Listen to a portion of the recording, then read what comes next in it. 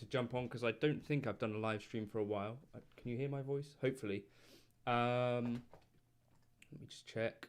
I think you can hear my voice. I'll just turn it up slightly. I think maybe that'll be a bit better. But I've never actually played an SG until yesterday when I got my assistant to film some stuff. So I just wanted to jump on and do a bit of a live stream, check in, see if anyone's up for a morning coffee, talk about what you like. Obviously, I don't have a Silver Sky SE. We knew this.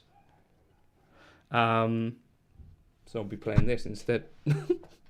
But yeah, if you've got any questions about anything, let me know. This is a Tokai SG, by the way, not a Gibson. So I'm not playing authentic. Hopefully, yeah, just let me know if you want to talk about anything, I guess. Make this like a little counselling session.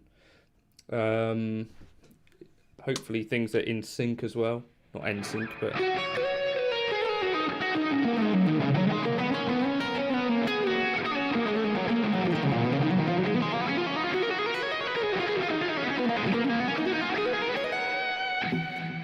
Fast lick pentatonics.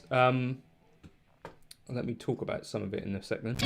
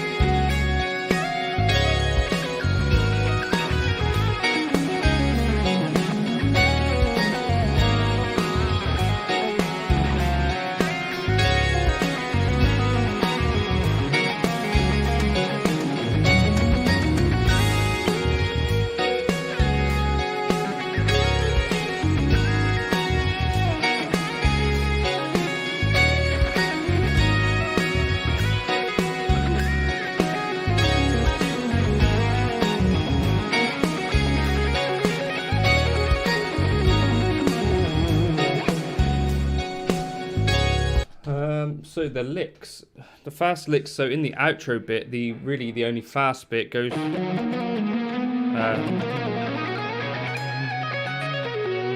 which is like so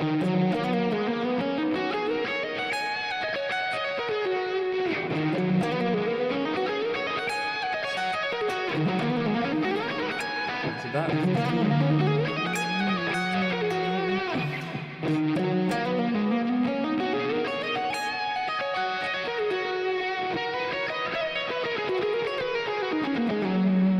I have taken the backing down a little bit, taking it down like 3 dB. Right, cheers, Sterion. With the pentatonic fast stuff, I guess the key to it is being able to do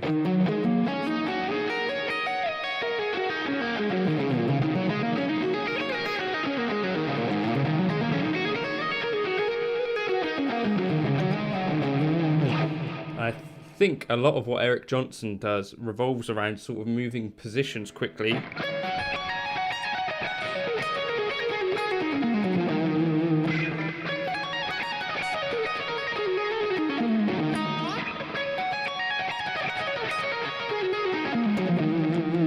That sort of thing. But yeah, this little line here is one of my favorites. So you're in the like E flat minor pentatonic box position,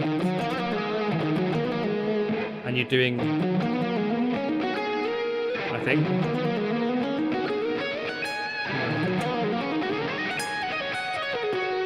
and you sort of switch boxes up at the top.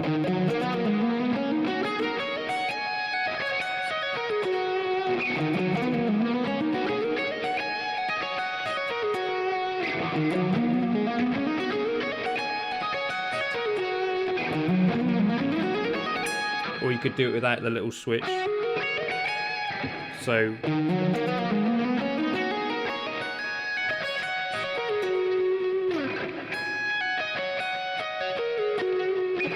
as for like the picking stuff, I think for me I kind of sweep in the direction of the string changes. No, this is not a 61 stab. This is a Tokai SG, Frank.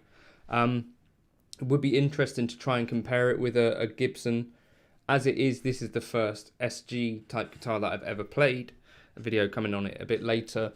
So I don't really know how to compare it, but as a guitar, I can't find any fault with it. As much as I don't necessarily love the way that an SG looks, I think like as a design of a guitar, it gets a lot of things right that the Les Paul for me doesn't.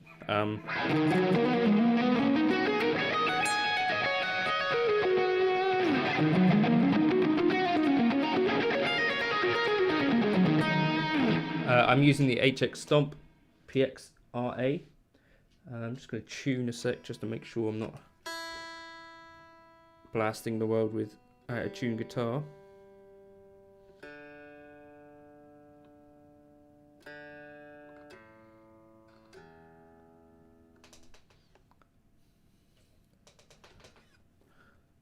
Evil looking guitar because of the horns.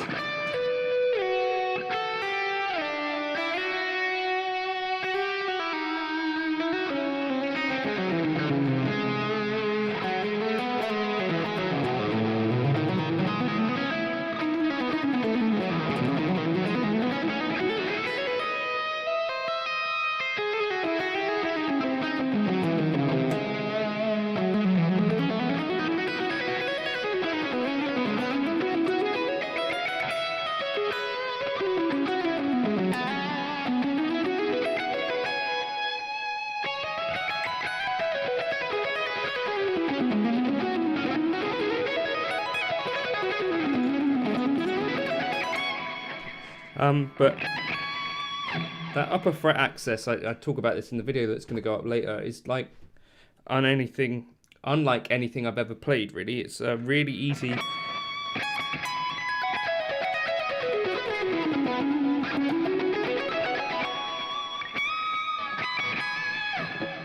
can't really think of a guitar that's quite like that and so easy to get up there, and that's a little bit of a surprising thing. I would have thought that more shredders might have got on with this as a guitar, because you can really get up here very easily in a way that you can't really on even like an Ibanez is more difficult to get up here than that. Tell everyone it's Gibson, custom shop Gibson SG, that's right. Use your pinky finger for pentatonics, Frank says. I've tried shredding with 3 fingers. It's not going to happen unless you Joe Bonamassa. I think maybe also, what's his name? Zach Wilde. Is he one of the kind of 3-finger guys? But for me, yeah, when...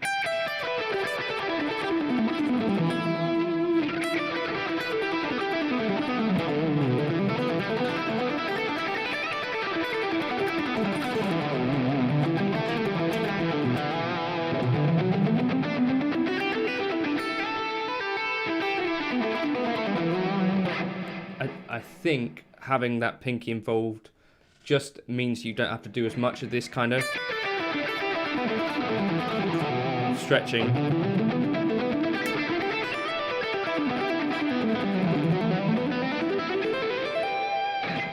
And it also means you've got a finger free to do the hexatonic thing. So, you know, like, say you've got your pentatonic, you can add in the F sharp, which just gives you that extra note, which can make the pentatonic scale kind of pop a bit more.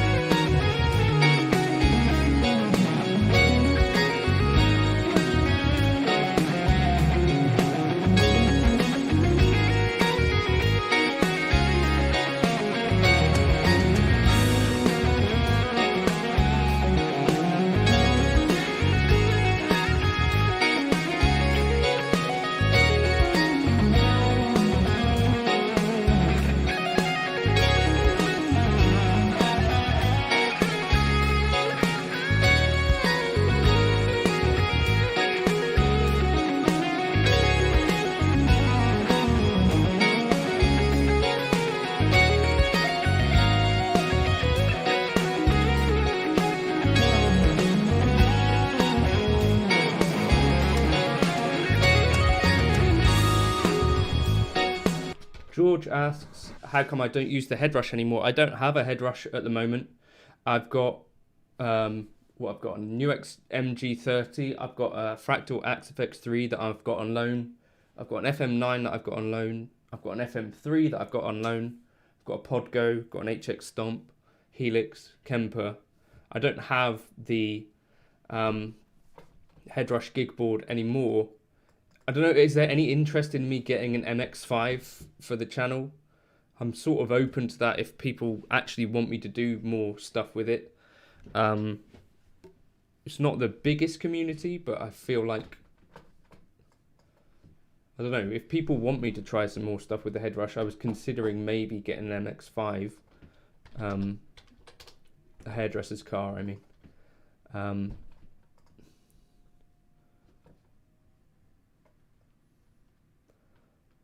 What are we looking at? Head rush MX5. But also there was some sort of worrying issues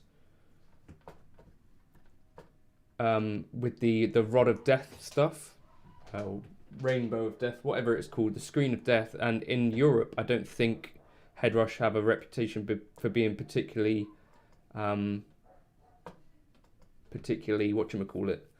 But I can grab an MX5, I think, maybe, if there's enough people that want to check out some of that stuff. I've been really digging like into the Helix in a quite a big way, and I think that's sort of been beneficial. But I'm always open to trying stuff with other modelers. Yeah, E flat's one of my favourite keys, or E flat minor.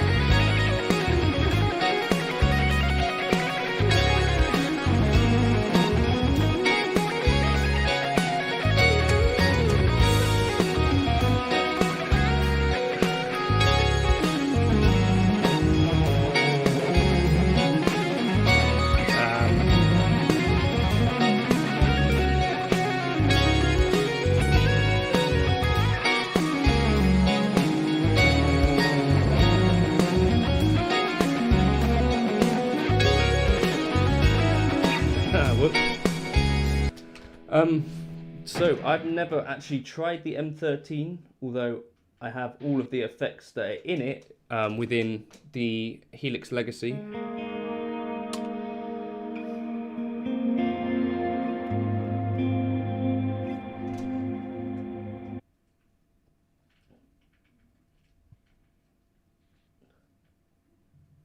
So it's not that I think at the time that the MX13 or M13 was out, sorry, I had a pod HD 500.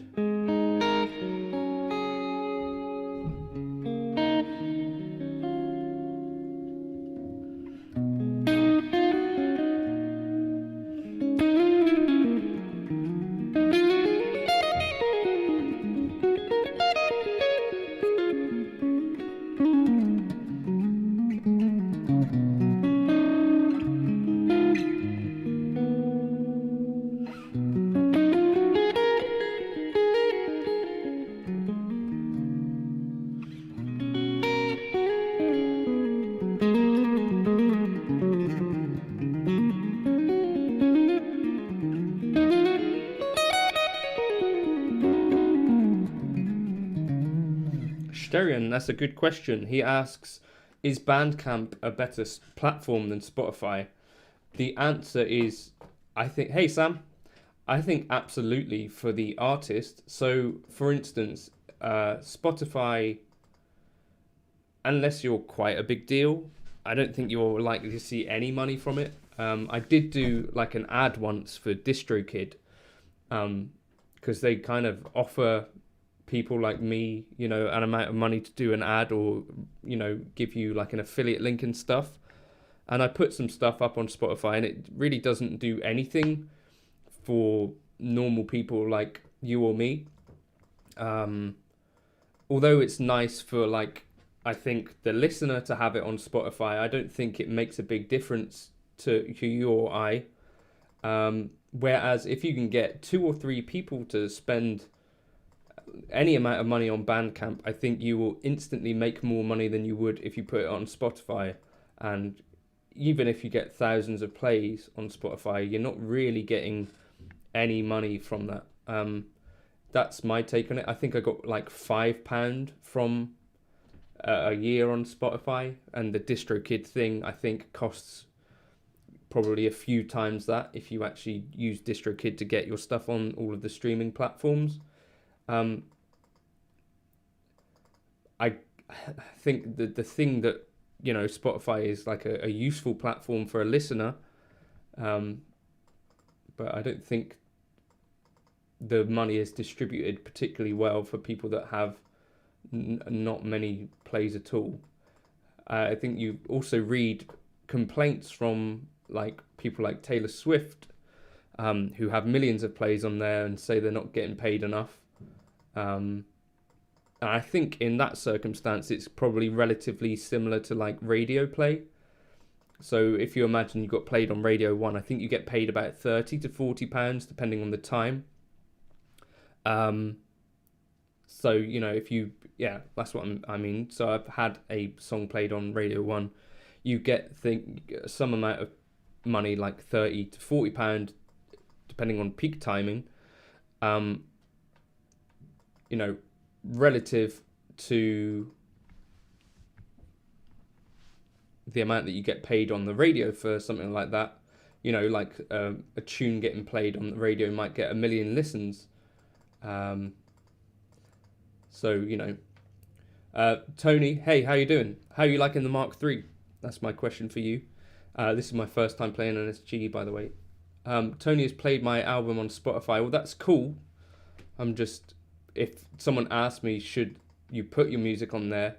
Like I say, I think it's good for the listener. I don't think it particularly gets you much as an artist. If you're an artist or a musician or whatever, it's a bit of a slog, really.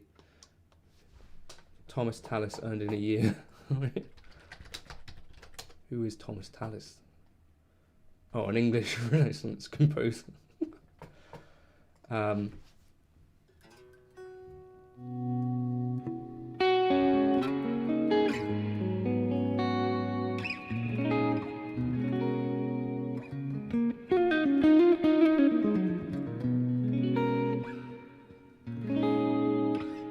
I also think, hope your meetings are going well, Tony.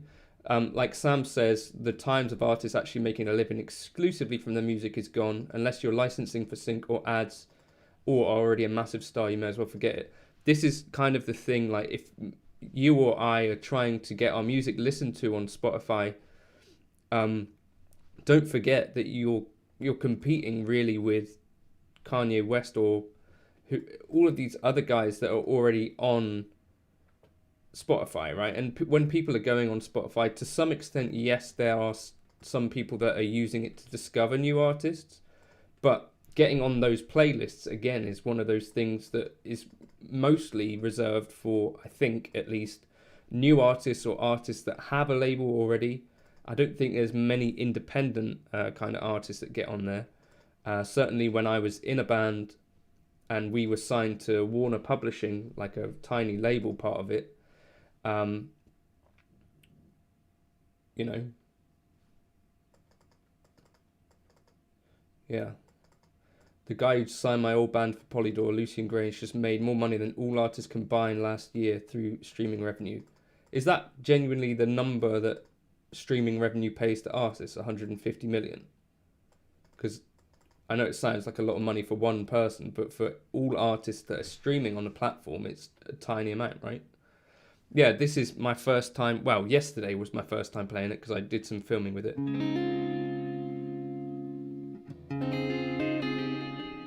Caesar asked, does the access of the SG feel better? So I don't know if you can see, but yeah, the heel joint is not really there. And you can get up to the 22nd fret super easy. I don't know why the SG is not more of a thing for shredders, because it's like, I think that's the easiest access to a 22nd fret that I can think of.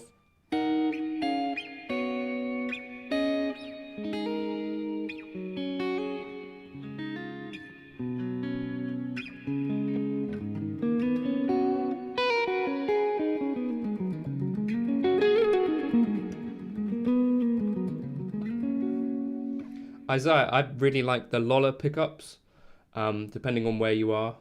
And in the Telly, I particularly like the sound of a Strat pickup. But in that Nashville configuration, also having a Strat pickup in the middle position is quite a decent compromise. Yeah, busking on the street, you can actually make a little bit of money. Certainly more than you can make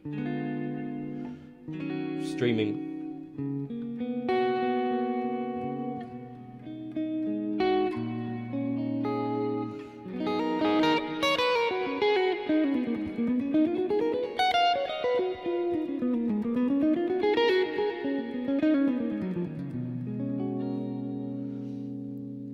Yeah, well, that's kind of an insane statistic. So if you think about like how many more like relative to you or I plays someone like Ed Sheeran or Kanye West is going to get, they're going to be getting the lion's share of that money.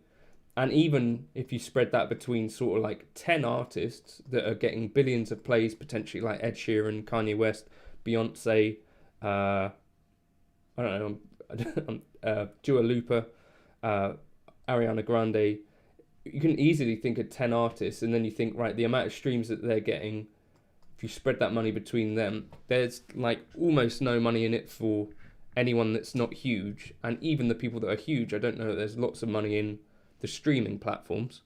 There's still a lot of money in radio play, I think, relatively, and there's still loads of money in advertising and sync, which obviously those guys get a lot of as well. But you know, for you or me, if we're just normal people on Spotify, I think there's very little reason to be on there except for making it easier for people to find you if they already know about you. Or you might be one of the very, very lucky, unusual people that gets famous from uploading original music. But I think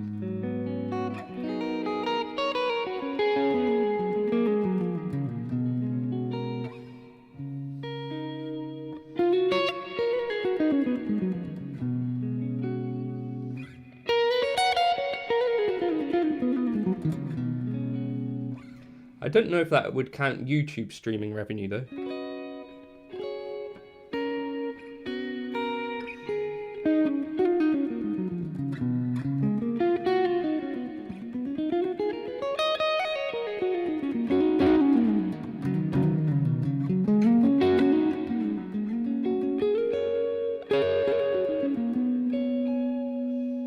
So here's like a little story.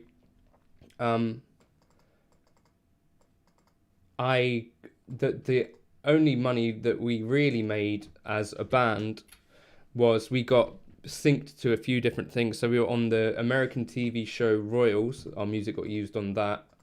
And the Amazon show Jack Ryan, Tom Clancy's Jack Ryan. One of our tunes got used in that. We made like a little bit of money from that. Well, actually quite a bit of money from that, considering we were like a no one. That was kind of cool.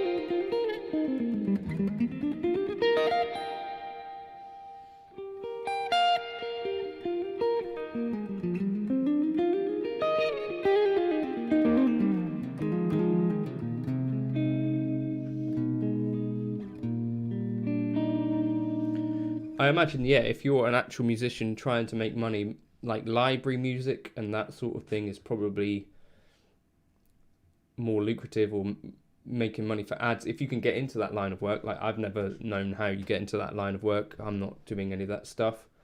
It's all a bit of a tricky business, I think. Let's try and do a little bit of looping.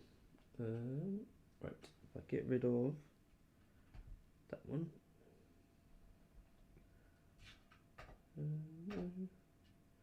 I'll switch looper. We'll put it.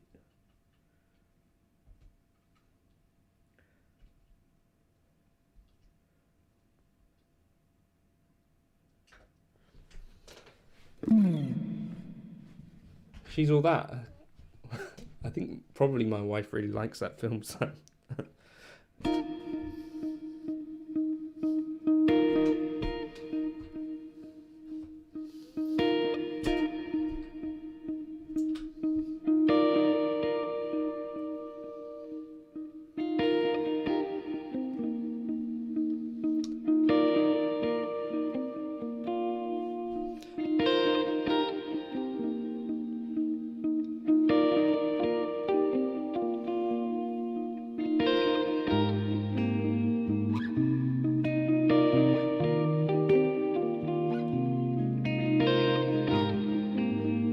That's not in time, is it?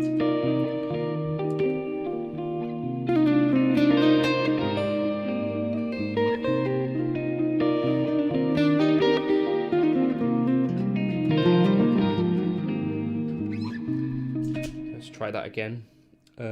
Something different.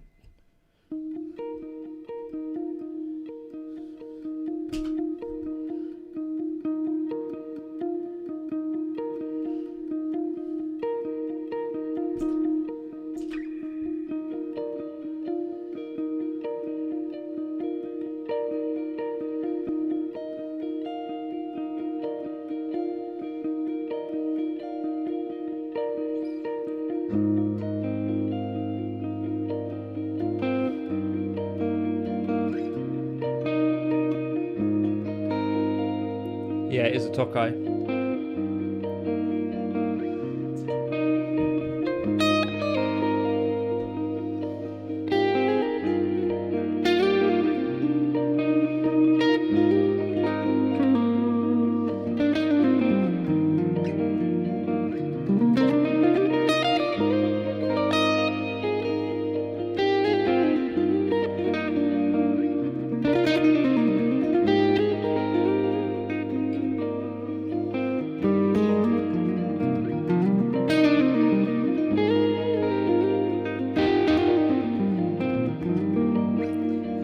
Hudsy, what do you mean by passive income?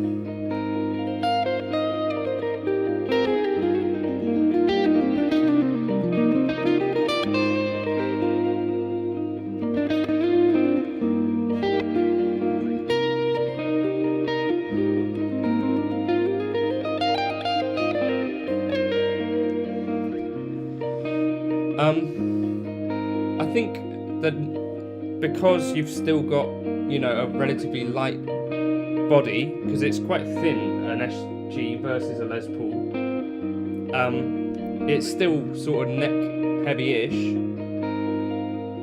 and I don't know if that may be partly because I got this high. I play piano, Frank.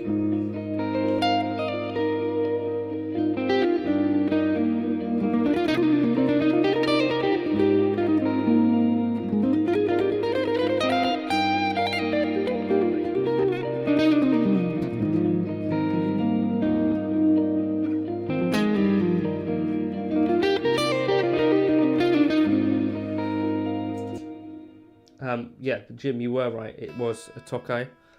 I was hoping to see if I could maybe do like a comparison with a real Gibson, but the real Gibsons in the area have not made themselves known.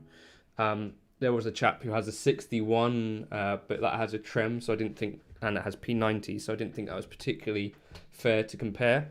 But I'm interested to know if anyone in the chat has experience with Gibsons. Is it actually true what the internet kind of says about their quality control, or is that sort of overblown in your experience? I've got a Gibson ES165, and that's a great instrument. That's from about 1988 though.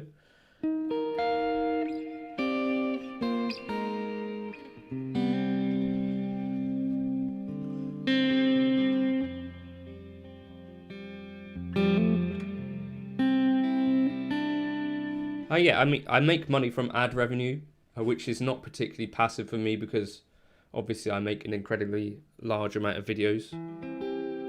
The presets, I guess, is sort of passive, but again, I do make quite a lot of them and don't charge extra for people to buy them again.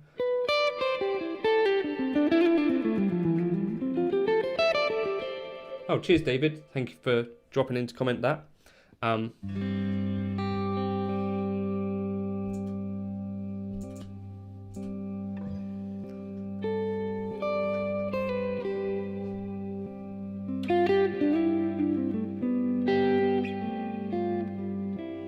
I think some Gibsons don't seem to age terribly well aesthetically though, Sterin, in my experience. Like, they get a load of like checking and the headstocks get super battered, but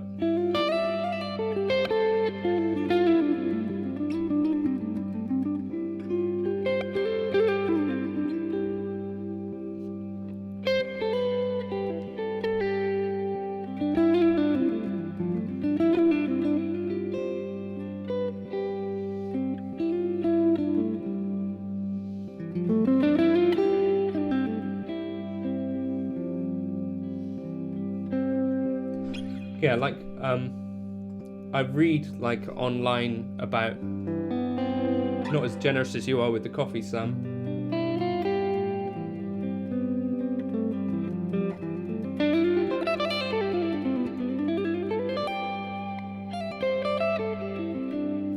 Also, I do fine. I'm not saying that I need more money from Spotify or anything like that. I was just answering that question. That's part of the reason, like, people ask sometimes about if I'm going to do original music and that sort of thing, or like record an album. For me, I'm not terribly interested in it because I know, compared to the effort that it would take, things like Spotify and all of that really will do nothing to make my life better. So improvised music for me is kind of a quicker route to more joy.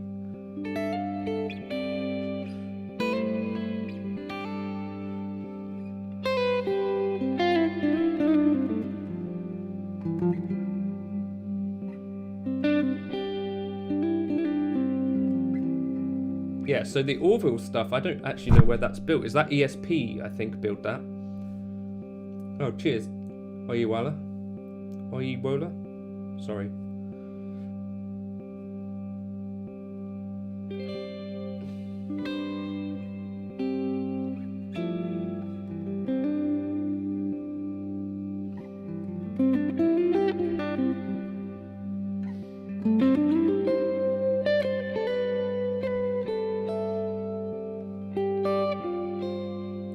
I mean, there's a lessons and licks playlist on the channel where I talk about some of my thoughts on theory and bits that I practice.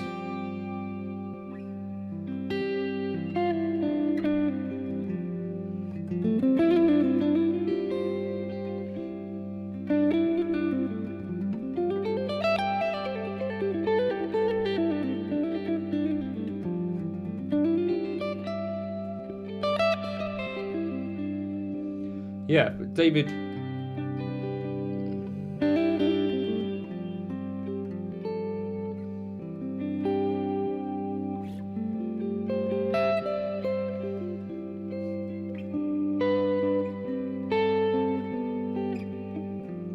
David says sometimes recording is all about legacy, which I can sort of agree with.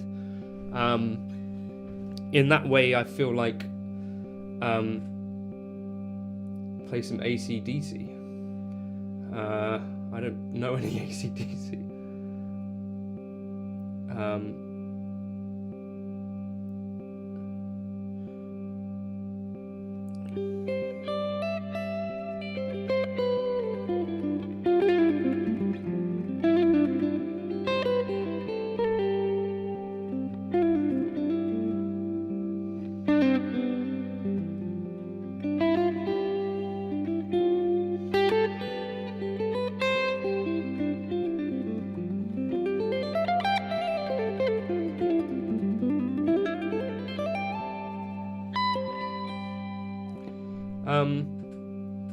Yeah, but I feel like people talk about recorded albums and stuff in a way. For me, I don't feel like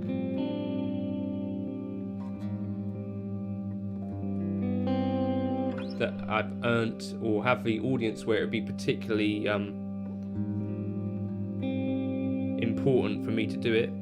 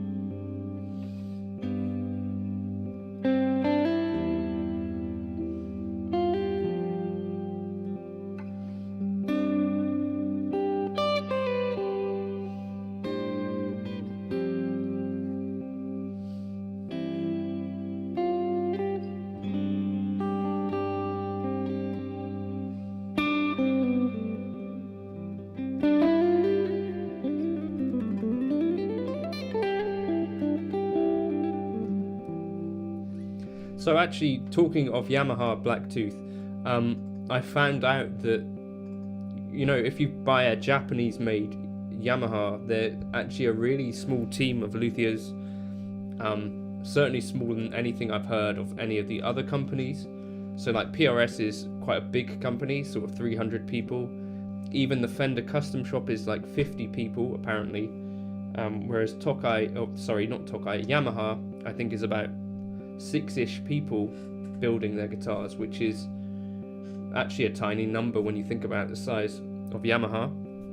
Obviously they build stuff in Indonesia as well, which would be a totally different story.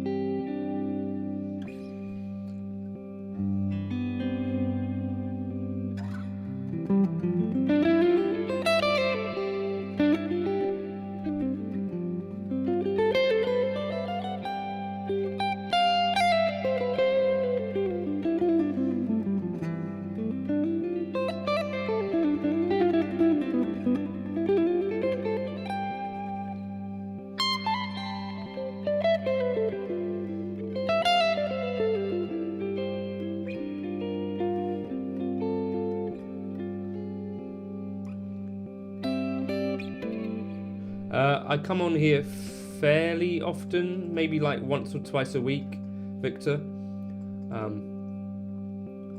Yeah, I feel similar, Sam. Like the SG from Yamaha is a really thick body guitar. I don't really love that. I did quite like the Rev Stars that I tried. What else have I tried? I've got a Mike Stern thing, which is pretty cool.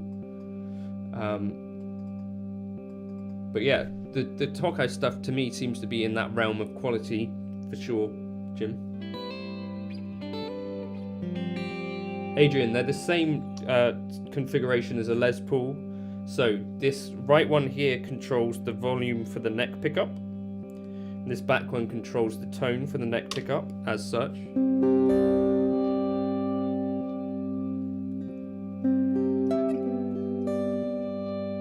See you later, Blacktooth. Volume, and the reason that they're separate is so that you can switch between the two, and then it's the same thing. We've got a volume knob for the neck bridge pickup, sorry, and tone.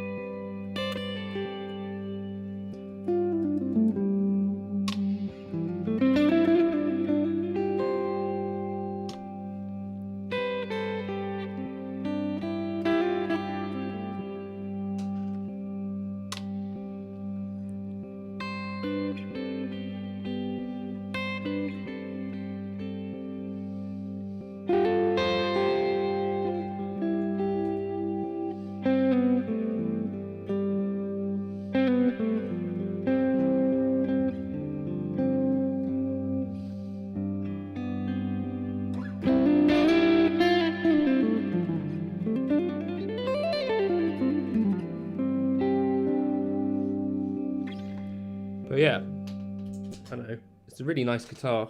I'm not sure I love the way that an SG looks still though, and like Sam says, like the balance of the guitar is not as like perfect as a Strat. But in terms of getting around the neck quickly and stuff, it's a really good, I think, design.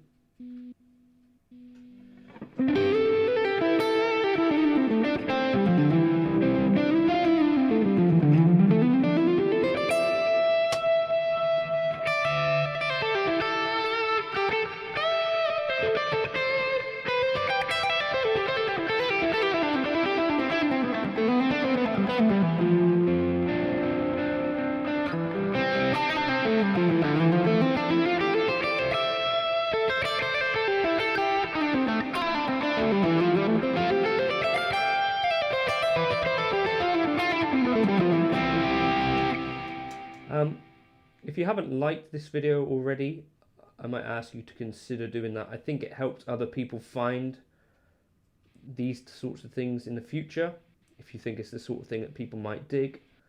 Of course, if you don't, then feel free not to.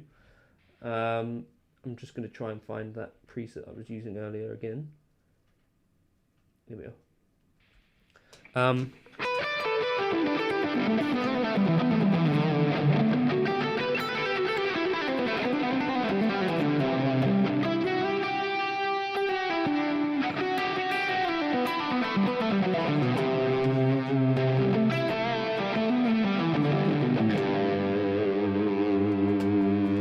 Right, let's I'll just have another little blast over Manhattan. Any other questions, drop them in. Just keep chatting for a bit more if you want.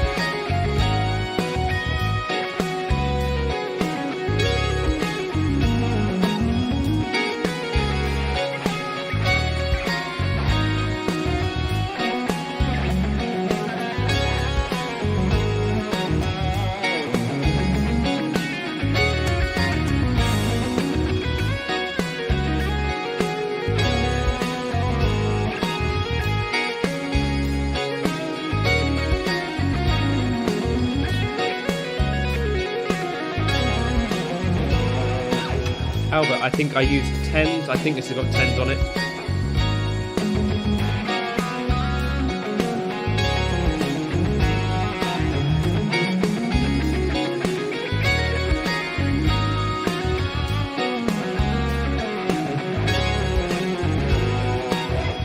I'm not using the Cali Tweed at the moment, no.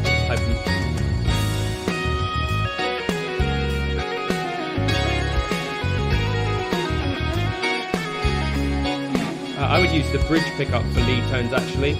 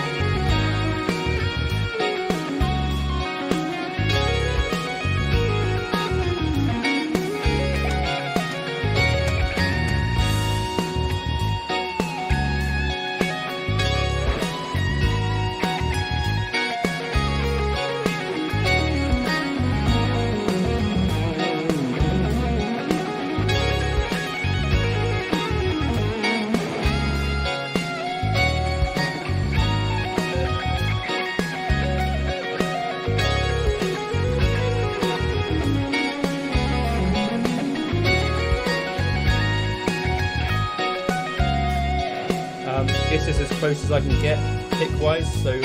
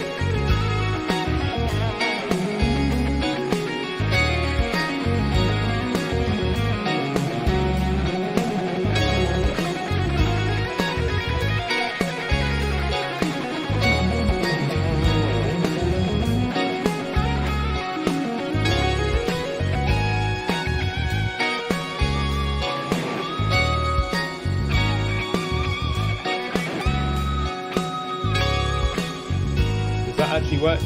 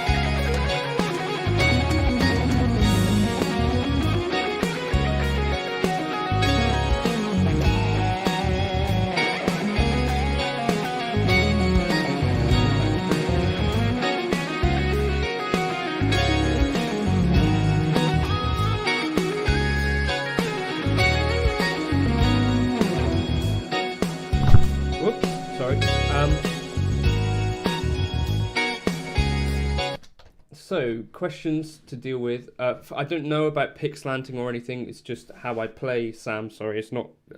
when I was playing or learning to play, the pick slanting thing wasn't really even a thing that had been discussed. But yeah, I think I use elbow for the fast stuff. And pick slanting, I think, changes depending on certain things. Sort of a bit Martin Miller-ish, but not as good, obviously. Adrian asks, do I find the weight of the SG to be heavy? So, no, I think it's one of the lighter Gibson type things. So, it feels... The balance is a little bit weird. Like, the center of gravity is different to, like, a Strat or anything. But in terms of being comfortable to play and stuff... this is pretty cool. I mean, we could hang out here, Storin, if you want. But it's nowhere near as heavy as a Les Paul. So I hadn't played a SG, but I was expecting it to be roughly something like a Les Paul, but actually it's really quite a different thing.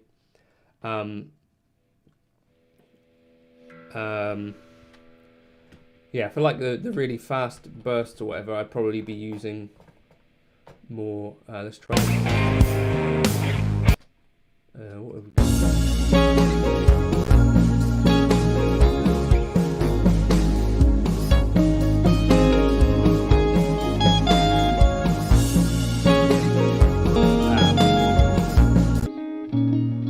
Yeah, 10 gauge for all of my guitars, unless some of my tellies might have 11s on them.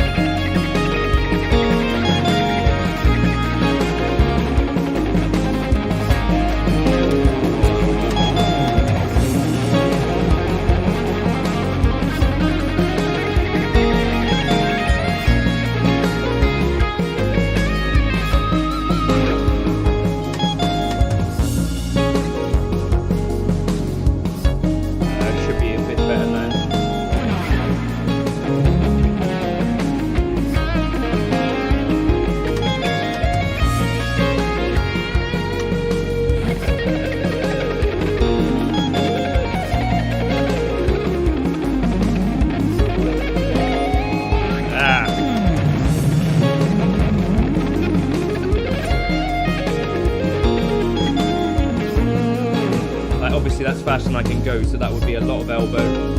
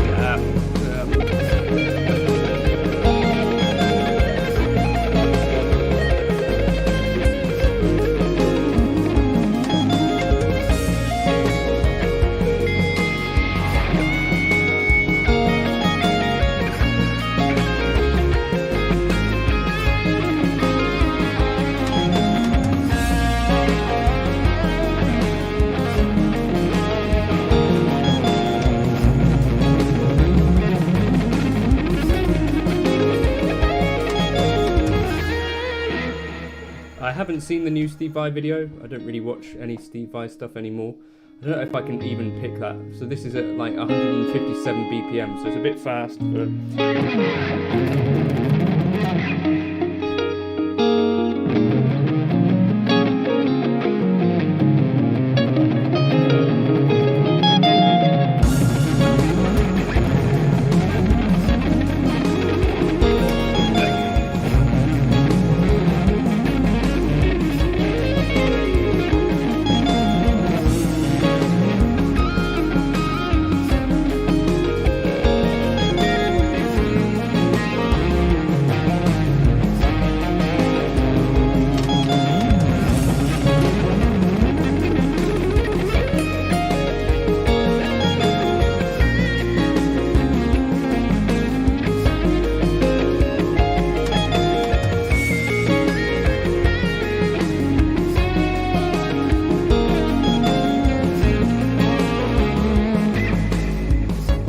We just watched The Wheel of Time, which I think was basically a waste of time.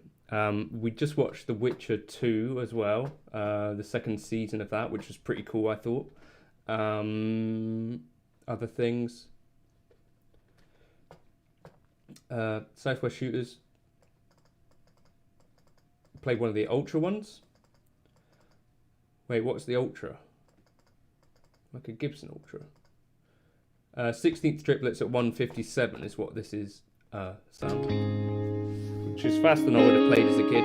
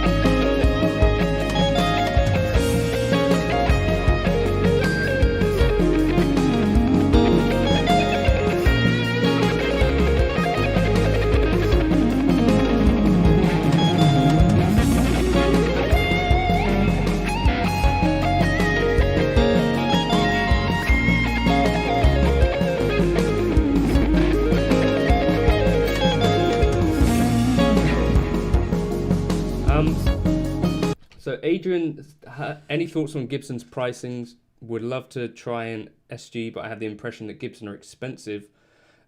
I don't disagree with you, although I think the Gibson SG standard can be reasonable compared to their other guitars. I think maybe like 1200-ish. And then they got the 61 standard, which is like 1600-ish. But their Les Paul standard, as a comparison, is about 2,300 now, which I think is quite a lot of money. But I don't know, it's got Gibson on the headstock, so that's why it's that much money. Again, I've not had much experience with Gibson guitars, and I don't know if I believe that they could possibly have as many quality control issues as people seem to think or say they do on the internet, but at the same time, it's a bit strange that you would read that so often if it weren't true. So that's a bit tricky in some ways. Let's just slow this down a little bit. If I slow this down to like 0.95, I might be able to do the triplet thing. Derek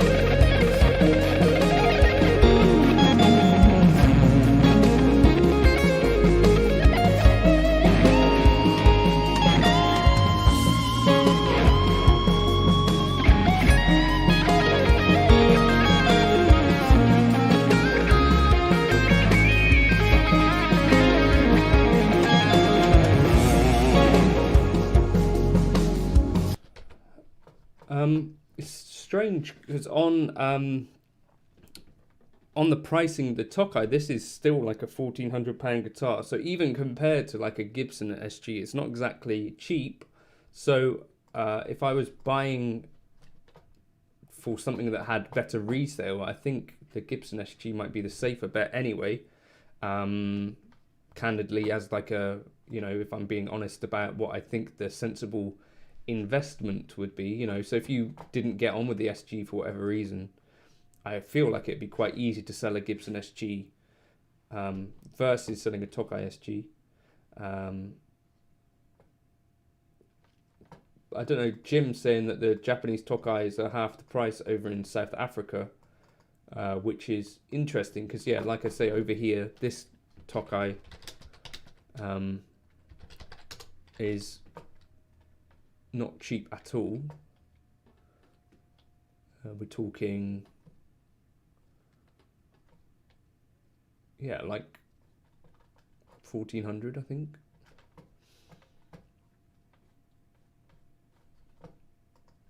But I don't know, these might be as good quality. I don't really know. I haven't tried them, tried any Gibsons, but the Tokais that I've tried have been really, really, really good. Let's try and change the key. 2 down. Where are we at now? Let's go.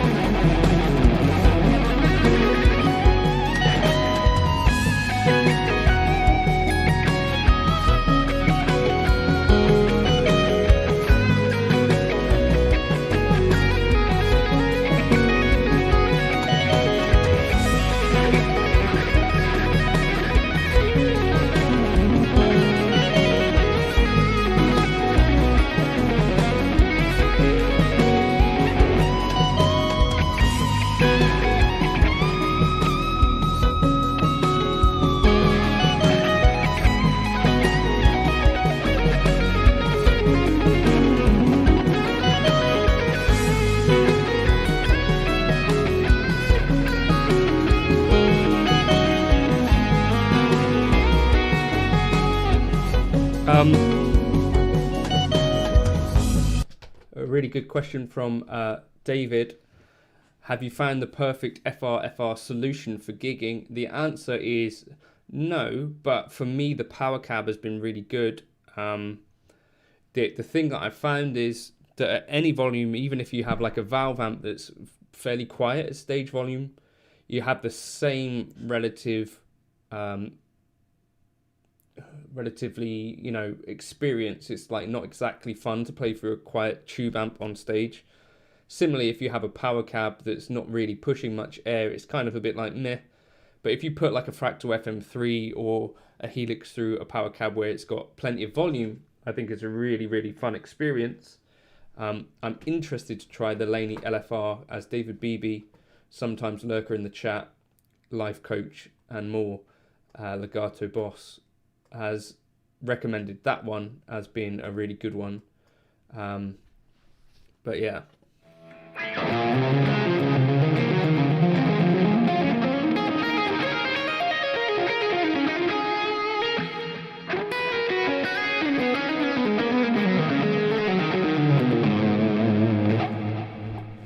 But again, I'm not actually totally convinced that the way to go might not be just to have a guitar cab with like a power stage or something like that. As I think like there's something about the way like an open back guitar cab works. I don't know, I'm not convinced anyway that a FRFR solution is going to be feeling or sounding better than that. I think that might be the way to go, even if you're using a modeler still, but it's probably a bit heavier and a bit more gear that way as well. So it's a bit of a complicated thing. Sterian asks, what do I think about in-ear headphones? I hate them. I don't like the experience of that at all. These kind of open back headphones I really like to play through. And I've done like at Real World Studios for a rehearsal day. I used these and that was amazing fun. And when you change over then to in-ears from this, even though I'm using pretty cheap in-ears, so it's not like a thing that I'd say that I know anything about. It's just way more intrusive. You feel like you've got something in your ear, and it doesn't sound as good to me. You lose like quite a bit of bass, and you gain treble, and it feels a bit more closed off sound-wise in my experience.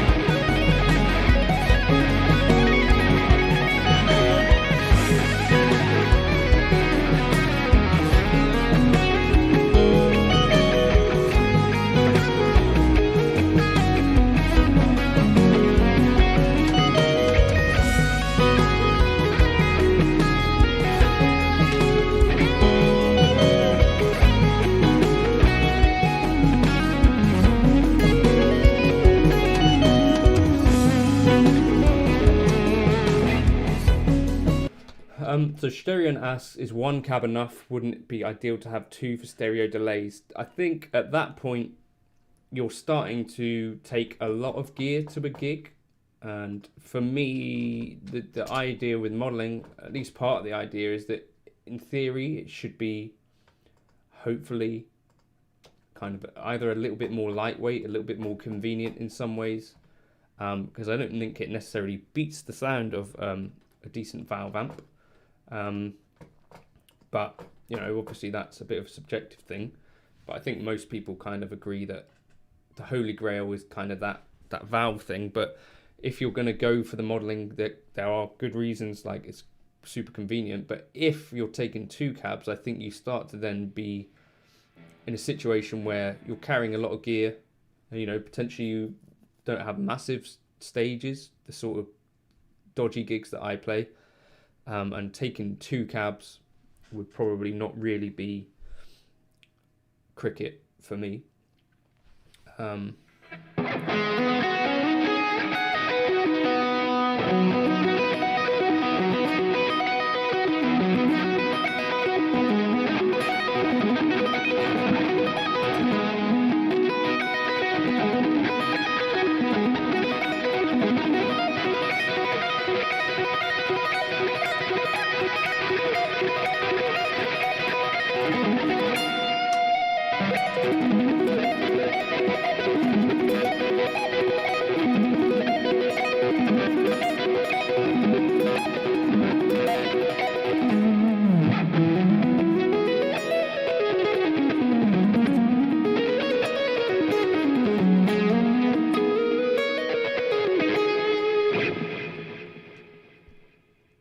Saw a chap play a half stack in the firehouse. Was it you? Quite like using the effects return my blue guitar amp 1, pushing a regular guitar cab. So that's like a 100-watt power amp, isn't it? Bedroom guitar made in Japan said he's given up on the SG twice in a row. Can't deal with the bridge position when sitting down. Yeah, it's like quite a lot more forward, right? Compared to some other guitars.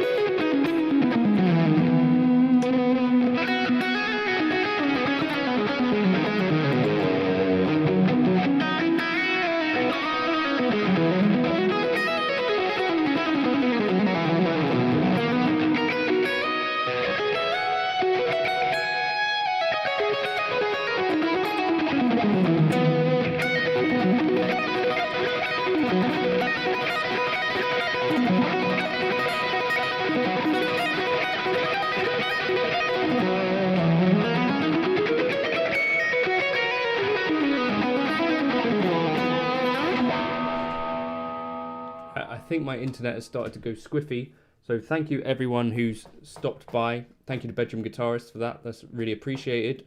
I just wanted to jump on and do some playing because I haven't done a live stream for a little while. Hopefully that was vaguely interesting to hang out for a bit. I need to go and fill up my coffee mug. This is the Tokai SG. There's a video coming on it soon. That's what I'm uploading now. But thank you to everyone who's joined in, chatted, all that stuff. I think that makes a huge difference to me as a person sitting lonely in a bedroom. That's what this is, obviously. But yeah, I'll be doing something else helixy Yeah, I'd probably do something.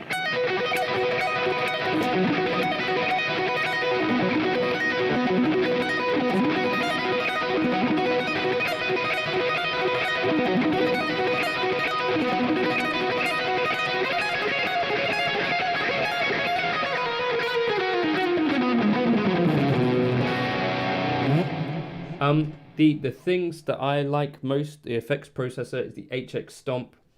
It's relatively cheap compared to, you know, the actual Helix and some other modelers. It does an awful lot, and it does many things that I really like about it. Hey, Sam. And, you know, for that reason, I think it's a great piece of gear for maybe intermediate to...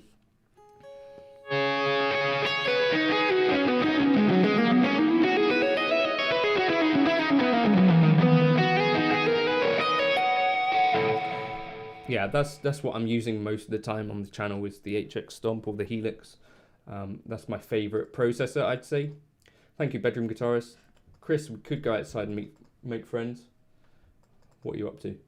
But yeah, so yeah, let me know if you've got some kind of Helixy ideas. I need to do a Helix video today as well, but I'll catch you all soon. Again, thank you for the donation thingies. Hi John, how often do you practice daily? Every day. Thanks Sterion. Hope things are